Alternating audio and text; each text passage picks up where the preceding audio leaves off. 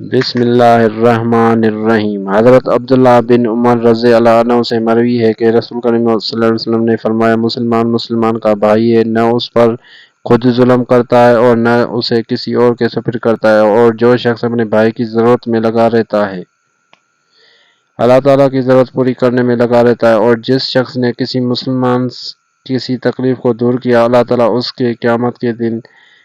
کی تکلیف میں سے کسی تکلیف کو دور کر دے گا،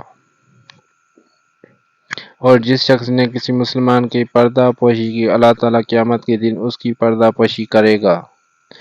حضرت معاذ بن جبل رضی اللہ عنہ سے مروی ہے کہ جو بھی شخص یہ گواہی